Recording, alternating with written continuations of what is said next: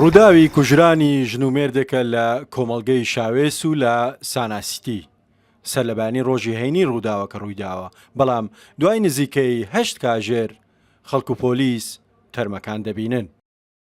پزیشکیدا هێشتا بە تەواوی راپۆرتی خۆی بڵاو نەکردوێتەوە یان بڵاوی نەکردوێتەوە کە چەند چەقۆ بە هاوسەرەکەی یا بە پیاوەکەەوە بۆ، بەڵام هەندێک لە شاید حاڵەکان پێشتر بە منیان و کە 2 چەقۆ بە قاچیەوە بووە، وای لێ هاتووە خوێن لە لەشیان نەماوە و کەوتووە. ئەمە شوێنی کەوتنی ژن و مێردەکەی ئالێرا لە تەنیشت ئەم ئۆتۆمبیلە دوای ئەوەی کە دەبێتە شەڕ و دەمەقاڵەیان. بە گوتەی دراوسەکان بێت نیهات سعید مستەفا لەدایکبووی 1969 پیاوێکی کەمدوو بووە و سەلەفیش بووە.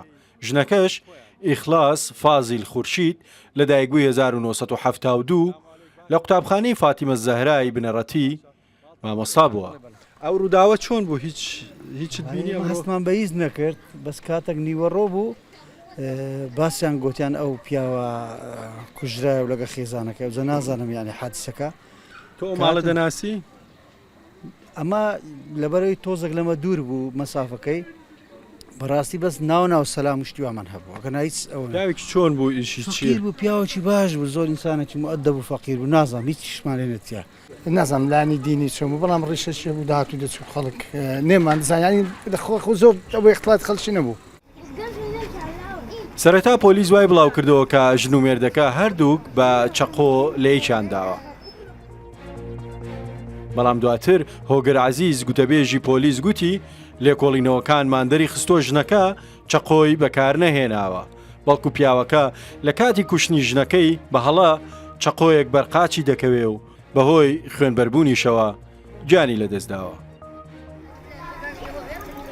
کە سوکاری ژنە کوژراوەکە باز لەوە دەکەن کە ئەو پیاوە چەند جارێکی دیکە ویستوێتی یاوژینەکەی خۆی بکوژێت. ئەو خانی کە تێدا بوون ئیپلکمە پارە ئیپلکمە دووسیارەکە ئیپلکمە پلکم لەسەری سەرف دەکرد کاو کابرا زۆر چۆن ناو دینی ئیسلام دینەکەی زۆر بە خراپە وەرگرت بوو.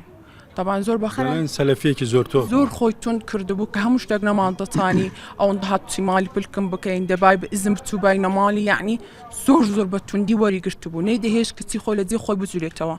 طبعا هەموو شتێکی قبول کرد، بەس پاشان جنێ کە زیز بوو چارمان گوتی لێی جادەبمەوە. پلکت سفور و ئەو بوو یانی نەخێر ئینسانێکی زۆر متەدەین بوو، حیجابی لەبەر بوو، هەموو عالەمیش دەیناسی کە چێیە و حتا جوبەی لەبەر بوو پلکم، یعنی پێش ئەوی مێردیشی بکە پێش ئەوی زەواجیش بکاتن حیجابی لەبەر کرده بوو، حیجاب بوو.